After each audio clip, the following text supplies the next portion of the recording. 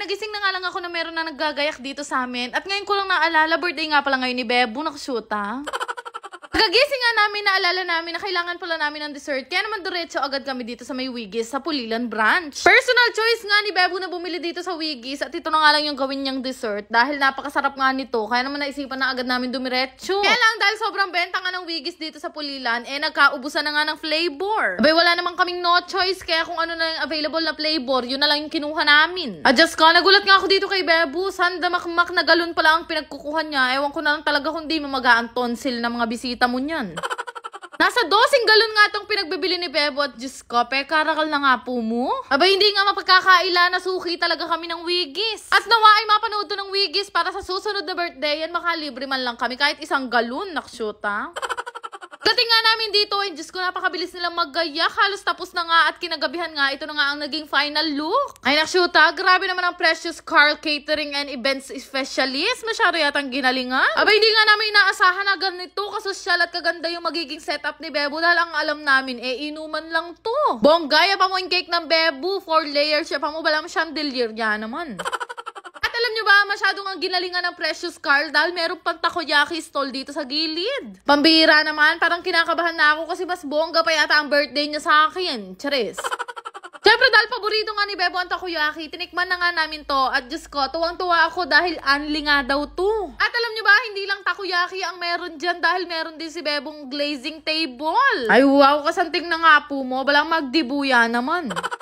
Alam nyo ba, sobrang social nitong birthday ni Bebo at actually hindi nga kami makapaniwala pareho na nakapag-birthday kami ng ganito pareho. At kung babalikan nga namin yung mga nakaraang birthday namin, medyo natatawa na nga lang kami dahil Diyos ko, ultimo cake hindi namin mabili sa isa't isa, nakshuta.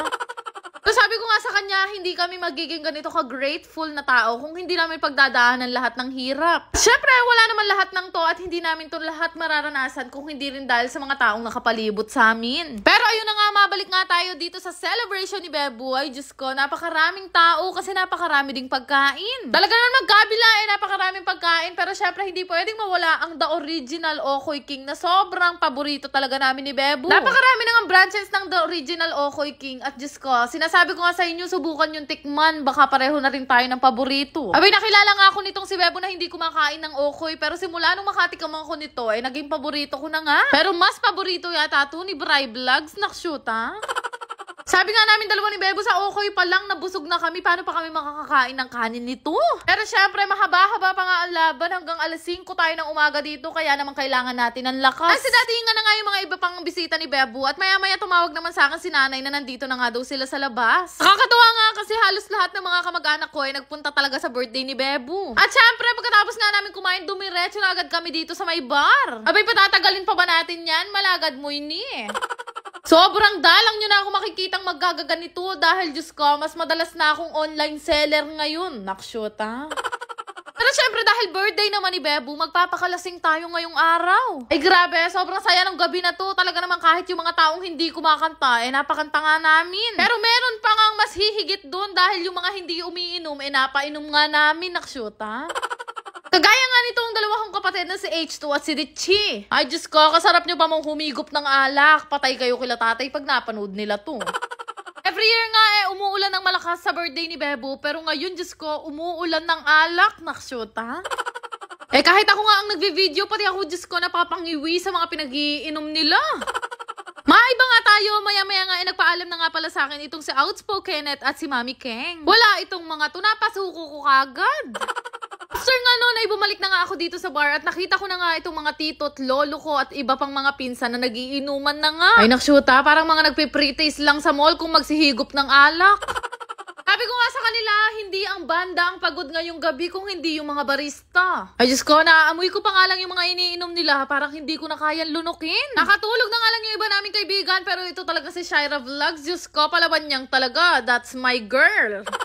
At Diyos ko, ito nga si Bebo, bawat grupo nga na dumarating, sinasabayan niya ng pag-inom. Hindi nga daw siya malalasing sa ganito, pero nung pinagkanta namin siya, biglang umiyak. Nakshoot, ha? O nano, akala ko bang walang iyakan? Pero ganun pa man, happy birthday, Bebo. Ibang klase itong birthday mo. First time ko yatang malasing ng ganito. Nakshoot, ha? Matanong ko lang sa inyo, nasubukan nyo na ba maglaro at mag-withdraw sa Diamond Game? Uunahan ko na nga kayo, itong laro na to ay para lamang sa mga matatanda at mahigpit na pinagbabawal sa mga bata. At higit sa lahat, ito ay libangan lang. Para mag-register, fill upan nyo lang lahat yan, ilagay ang inyong mobile number at ganun lang kadali meron na nga kayong account dito sa Diamond Game. Dami nga kayong laro na pwede pagpilian dito. May color game, toss coin at iba pa. Itong color game nga pinakamadaling laruin dito dahil mamimili ka lang din naman ng kulay. Para ka nga lang din nasa peryaan pero ang kaibahan dito sa Diamond Game, hindi mo na kailangan lumabas. Kung gusto nyo rin itong laruin, makikita nyo yung link sa comment section at doon nyo rin makikita yung referral ID. Dali nga lang din mag-cash in at mag-withdraw dito dahil may mga instruction din naman. Pero uulitin ko, itong laro na to ay strictly for adults only. Yan lang naman. Salamat!